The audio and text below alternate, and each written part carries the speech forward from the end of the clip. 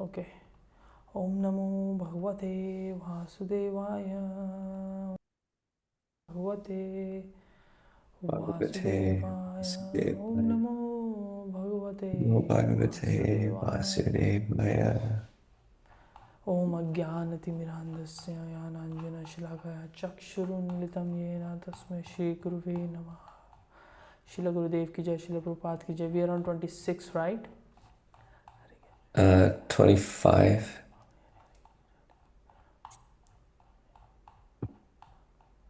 I think it's 25. Okay. First Canto, Chapter 4, Text 25. Out of compassion, the great sage thought it wise that would enable man to achieve the ultimate goal of life. Thus, he compiled the great historical narration called Mahabharata for women, laborers, friends, and friends of the thrice born. Srila Prabhupada's purport. The friends of the thrice born families are those who are born in the families of Brahmanas, Kshatriyas, and Vaishyas, or the spiritually cultured families, but who themselves are not equal to their forefathers. Such descendants are not recognized as such for want of purificatory achievements. The purificatory achievement began even before the birth of a child, and the seed giving reformatory process is called Garbhadhana Samskara. One who has not undergone such Garbhadhan Samskar or spiritual family planning is not accepted as being of an actual twice born family. The Garbhadhan Samskar is followed by other purificatory processes, out of which the sacred thread ceremony is one. This is performed at the time of spiritual initiation after the particular samskara. One is rightly called twice born. One birth is calculated during the seed giving samskar, and the second birth is called at the time of spiritual initiation. One who has been able to undergo such important samskars can be called bona fide twice born. It is the father and the mother. If the father and the mother do not undertake the process of spiritual family planning and simply beget children out of passion only, their children are called Dvijabandhu. These Dvijabandhu are certainly not as intelligent as the children of regular twice born families. The Dvijabandhus are classified with Shudras and the women class, who are by nature less intelligent. The Shudras and the women class do not have to undergo any samskaras save and accept the ceremony of marriage. The less intelligent class of men, namely women, Shudras, and unqualified sons of higher caste, are devoid of necessary qualifications to understand the purpose of transcendental Vedas. For them, Mahabharata was prepared. The purpose of the Mahabharata is to administer the purpose of the Vedas, and therefore within the Mahabharata, the summary Veda of Bhagavad Gita is placed. The less intelligent are more interested in stories than in philosophy, and therefore the philosophy of the Vedas in the form of the Bhagavad Gita is spoken by Lord Sri Krishna. Vyasadeva and Lord Krishna are both on transcendental plane, and therefore they collaborated in doing good to the fallen souls of this age. The Bhagavad Gita is the essence of all Vedic knowledge. It is the first book of spiritual values, as the Upanishads are. The Vedanta philosophy is the subject matter for the study by the scriptural graduates. Only the postgraduate spiritual student can enter into the spiritual or devotional service of the Lord. It is a great science, and the great professor is the Lord Himself in the form of Lord Sri Chaitanya Mahaprabhu. And the persons who are empowered by Him can initiate others in the transcendental loving service of the Lord. Text 26. O twice born Brahmanas, still his mind was not satisfied, although he engaged himself in working for the total welfare of the people. Shri Vyasadeva was not satisfied with himself, although he had prepared Vedic literature of Vedic value for all around welfare of the general mass of people. It was expected that he would be satisfied by all such activities, but ultimately he was not satisfied. Text 27. Thus the sage, being satisfied at heart, at once began to reflect because he knew the essence of religion, and he said within himself. The sage began to search out the cause for not being satisfied at heart. Perfection is never attained until one is satisfied at heart. This satisfaction of heart has to be searched out beyond matter. Text 28-29. I have, under strict disciplinary vows, unpretentiously worshipped the Vedas, the spiritual masters, and the altar of sacrifice. I have also abided by the rulings and have shown the import of disciplic succession through the explanation of the Mahabharata, by which even women, Shudras, and others can see the path of religion. No one can understand the import of the Vedas without having undergone strict disciplinary vow and disciplic succession. The Vedas, spiritual masters, and sacrificial fire must be worshipped by the desiring candidate. All these intricacies of Vedic knowledge are systematically presented in Mahabharata for the understanding of women class, the labor class, and the unqualified members of Brahmana, Kshatriya, or Vaishya families. In this age, the Mahabharata is more essential than the original Vedas. Text 30. I am feeling incomplete, though I myself am fully equipped with everything required by the Vedas. Undoubtedly, Srila Vyasadeva was complete in all detail of Vedic achievements. Purification of the living being submerged in matter is made possible by the prescribed activities in the Vedas. But the ultimate achievement is different.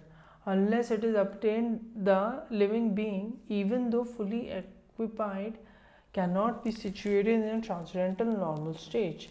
Srila Vyasadeva appeared to have lost the clue and therefore felt dissatisfaction. 31. This may be because I did not specifically point out the devotional service of the Lord, which is dear both to perfect beings and to the infallible Lord. The dissatisfaction which was being felt by Srila Vyasadeva is expressed here in his own words.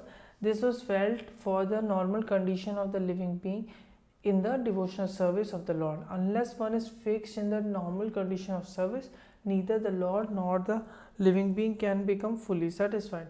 This defect was felt by him when Narada Muni, his spiritual master, reached him. It is described as follows. 32. As mentioned before, Narada reached the cottage of Krishna Dvaipayana Vyasa on the banks of Saraswati just as Vyasadeva was regretting his defects. Purport. The vacuum felt by Vyasadeva was not due to his lack of knowledge. Bhagavad Dharma is purely devotional service of the Lord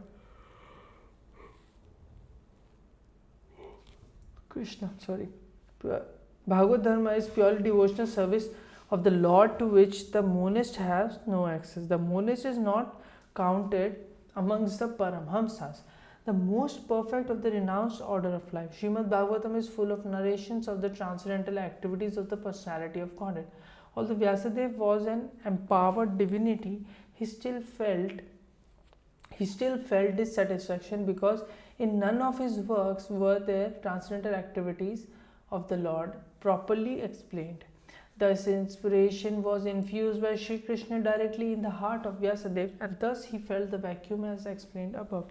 It is definitely expressed here that without the transcendental loving service of the Lord, everything is void. But in the transcendental service of the Lord, everything is tangible without any separate attempt at fruitive work or empiric philosophical speculation. 33. At the auspicious arrival of Sri Narada, Sri Vyasadeva got up respectfully and worshipped him, giving him veneration equal to that given to Brahmaji, the creator. Vidhi means Brahma, the first created living being. He is the original student as well as professor of the Vedas. He learned it from the Sri Krishna and taught Narada first. So Narada is the second Acharya. In the line of spiritual disciplic succession, he is a representative of Brahma, and therefore he respected exactly like Brahma, the father of all Vidhis, regulations. Similarly, all other successive disciples in the chain are also equally respected as representative of the original spiritual master. Thus end the Bhakti Vedanta purpose of first canto, fourth chapter of Srimad Bhagwatam, entitled The Appearance of Sri Narada.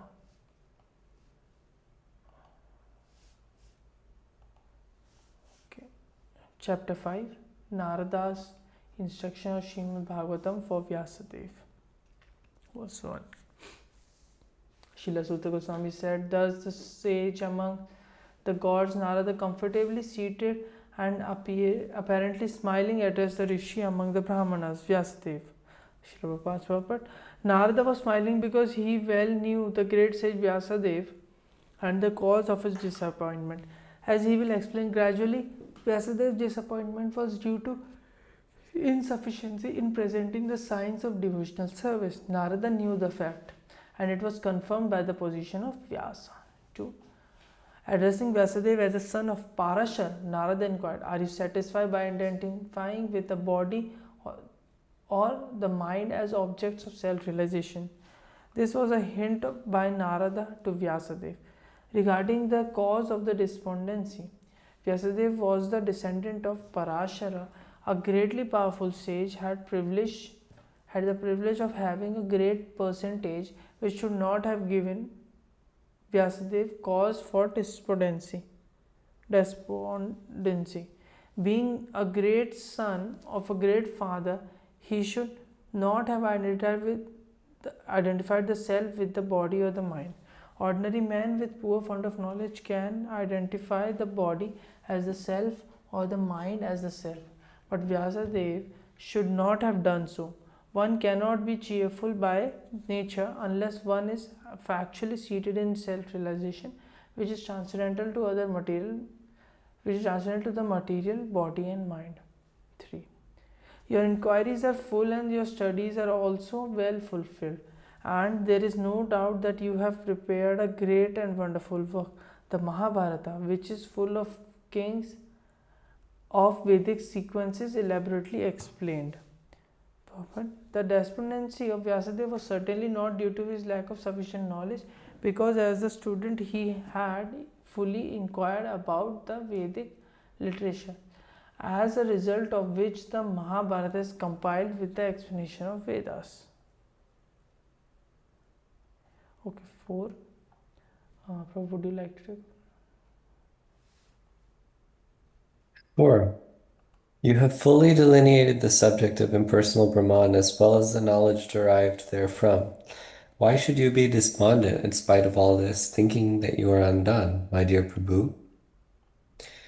Purport. The Vedanta Sutra, or Brahma Sutra, compiled by Sri Vyasadeva, is the full deliberation of the impersonal absolute feature, and it is accepted as the most exalted philosophical exposition in the world. It covers the subject of eternity, and the methods are scholarly. So there cannot be any doubt about the transcendental scholarship of Vyasadeva. So why should he lament? Text 5. Sri Vyasadeva said, all you have said about me is perfectly correct. Despite all this, I am not pacified. I therefore question you about the root cause of my dissatisfaction, for you are a man of unlimited knowledge due to your being the offspring of one Brahma who is self-born, without mundane father and mother. Purport. In the material world, everyone is engrossed with the idea of identifying the body or the mind with the self. As such, all knowledge disseminated in the material world is related either with the body or with the mind, and that is the root cause of all despondencies. This is not always detected, even though one may be the greatest erudite scholar in materialistic knowledge. It is good, therefore, to approach a personality like Narada to solve the root cause of all despondencies. Why Narada should be approached is explained below.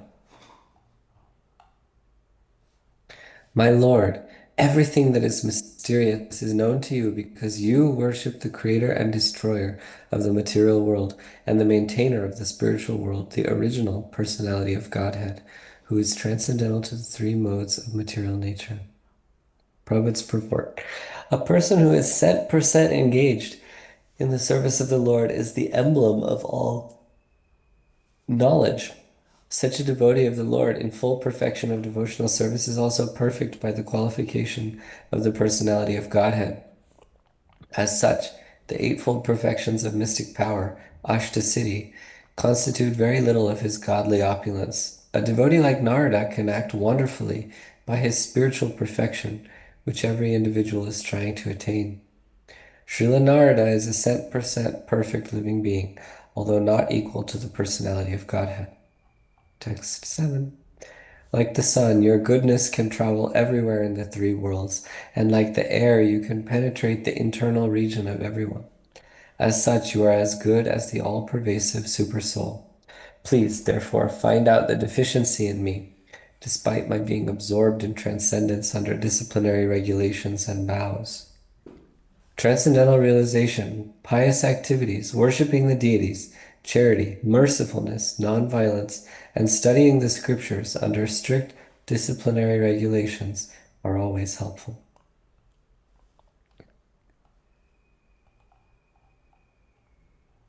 Text 8. Sri Narada said, "You have not actually broadcast the sublime and spotless glories of the personality of Godhead. That philosophy which does not satisfy the transcendental senses of the Lord is considered worthless." Srila Prabhupada's purport. The eternal relation of an individual soul with the Supreme Soul, personality of Godhead, is constitutionally one of being the eternal servitor of the spiritual master. The Lord has expanded himself as living beings in order to accept loving service from them, and this alone can satisfy both the Lord and the living beings. Such a scholar as Vyasadeva has completed many expansions of the Vedic literatures, ending with the Vedanta philosophy, but none of them have been written directly glorifying the personality of Godhead. Dry philosophical speculations, even on the transcendental subject of the Absolute, have very little attraction without directly dealing with the glorification of the Lord. The personality of Godhead is the last word in transcendental realization. The Absolute, realized as impersonal Brahman or localized Supersoul, Paramatma, is less productive of transcendental bliss than the supreme personal realization of his glories.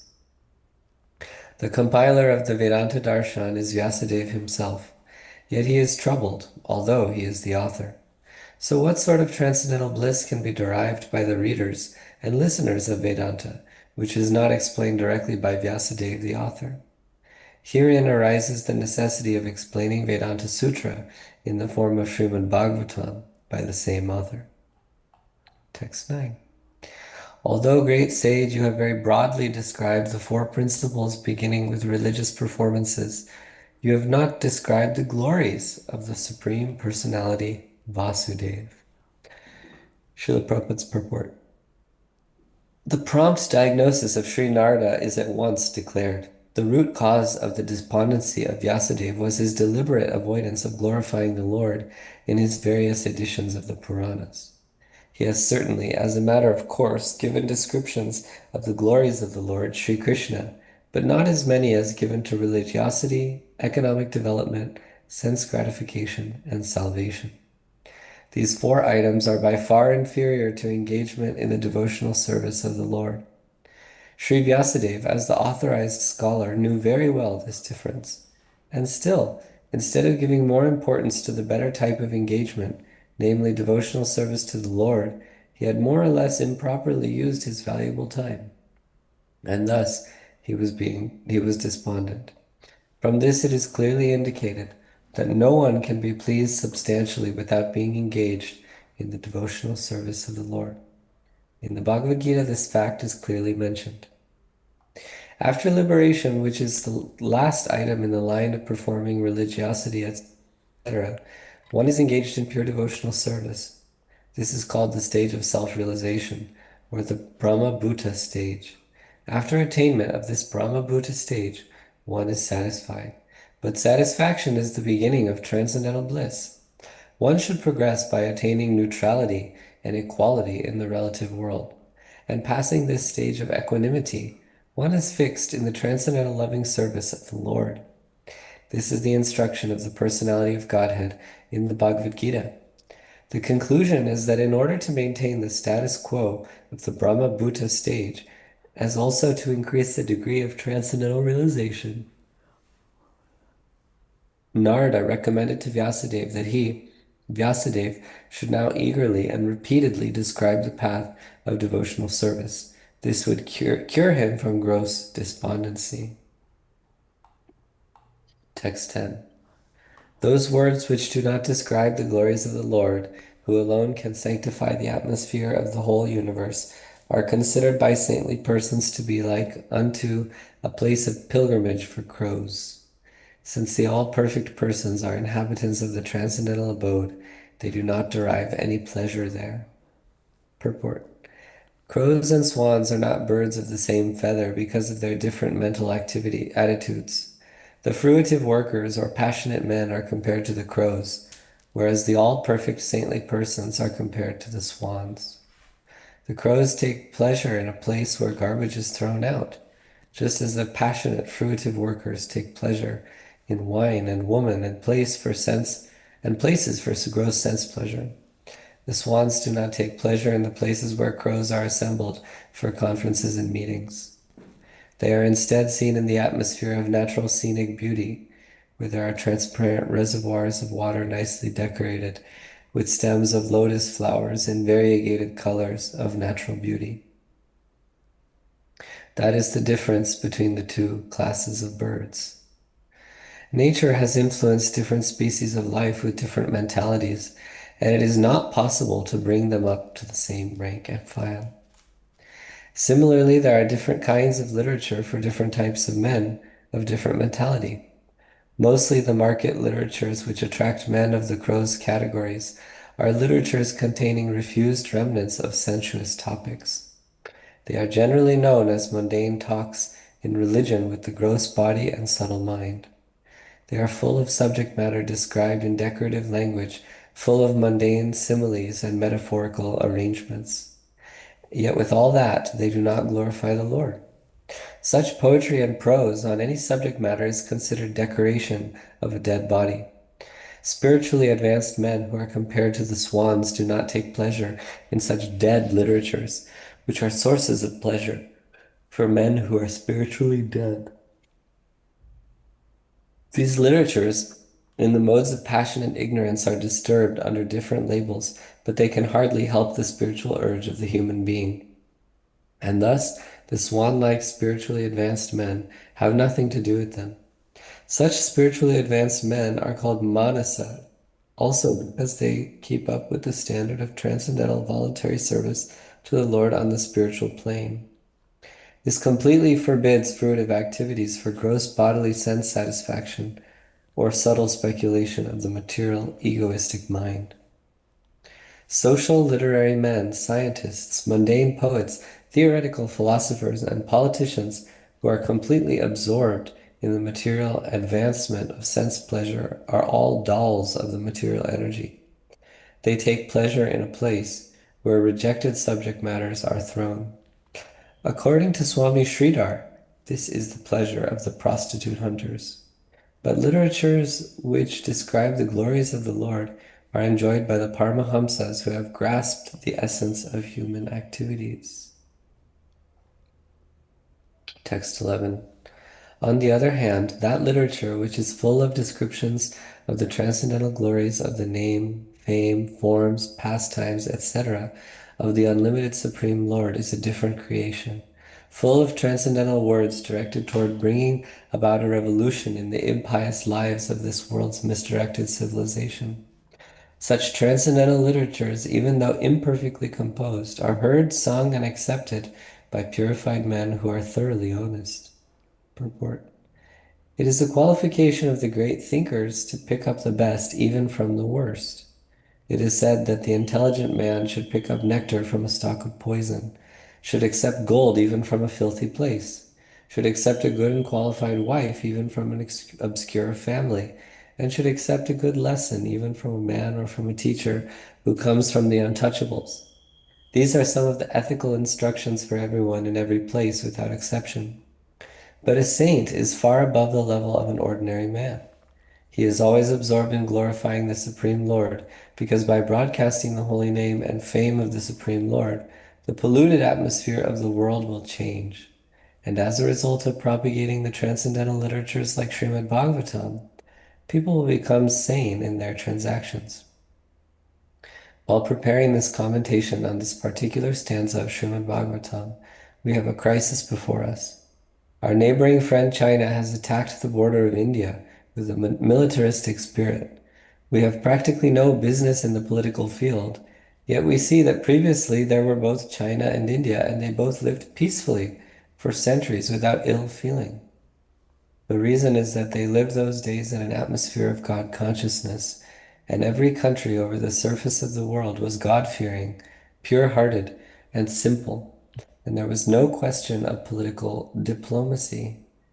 There is no cause of quarrel between the two countries, China and India, over land which is not very suitable for habitation, and certainly there is no cause for fighting on this issue. But due to the age of quarrel, Kali, which we have discussed, there is always a chance of quarrel over the slight provocation. This is due not to the issue in question, but to the polluted atmosphere of this age. Systematically, there is propaganda by a section of people to stop glorification of the name and fame of the Supreme Lord. Therefore, there is a great need for disseminating the message of Srimad Bhagavatam all over the world. It is the duty of every responsible Indian to broadcast the transcendental message of Srimad Bhagavatam throughout the world, to do all the supermost good, as well as to bring about the desired peace in the world. Because India has failed in her duty by neglecting this responsible work, there is so much quarrel and trouble all over the world. We are confident that if the transcendental message of Srimad Bhagavatam is received only by the leading men of the world, certainly there will be a change of heart, and naturally the people in general will follow them. The massive people in general are tools in the hands of the modern politicians and leaders of the people. If there is a change of heart of the leaders only, certainly there will be a radical change in the atmosphere of the world. We know that our honest attempt to present this great literature, conveying transcendental messages for reviving the God consciousness of the people in general and re-spiritualizing the world atmosphere, is fraught with many difficulties. Our presenting this matter in adequate language, especially a foreign language, will certainly fail, and there will be so many literary discrepancies despite our honest attempt to present it in the proper way. But we are assured that with all our faults in this connection, the seriousness of the subject matter will be taken into consideration, and the leaders of society will still accept this due to its being an honest attempt to glorify the Almighty God. When there is fire in a house, the inmates of the house go out to get help from the neighbors, who may be foreigners, and yet without knowing the language, the victims of the fire express themselves. And the neighbors understand the need, even though not expressed in the same language. The same spirit of cooperation is needed to broadcast this transcendental message of the Srimad Bhagavatam throughout the polluted atmosphere of the world. After all, it is a technical science of spiritual values, and thus we are concerned with the techniques and not with the language. If the techniques of this great literature are understood by the people of the world, there will be success. When there are too many materialistic activities by the people in general all over the world, there is no wonder that a person or a nation attacks another person or nation on slight provocation. That is the rule of this age of Kali or quarrel. The atmosphere is already polluted with corruption of all description, and everyone knows it well. There are so many unwanted literatures full of materialistic ideas of sense gratification. In many countries, there are bodies appointed by the state to detect and censor obscene literature. This means that neither the government nor the responsible leaders of the public want such literature. Yet, it is in the marketplace because the people want it for sense gratification. The people in general want to read. That is a natural instinct, but because their minds are polluted, they want such literatures. Under the circumstances, transcendental literature like Srimad Bhagavatam will not only diminish the activities of the corrupt mind of the people in general, but also it will supply food for their hankering after reading some interesting literature. In the beginning, they may not like it because one suffering from jaundice is reluctant to take sugar candy. But we should know that sugar candy is the only remedy for jaundice. Similarly, let there be systematic propaganda for popularizing reading of the Bhagavad Gita and the Srimad Bhagwatam, which will act like sugar candy for the jaundice-like condition of sense gratification. When men have a taste for this literature, the other literatures which are catering poison to society. Sorry, I think something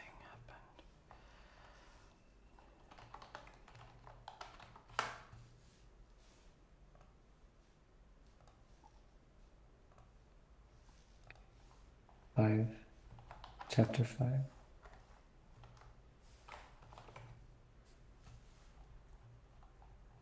We're in chapter 5.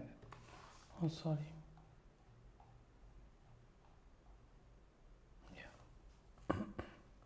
Yeah. Okay, when men have a taste for this literature, the other literatures which are catering poison to society will then automatically cease.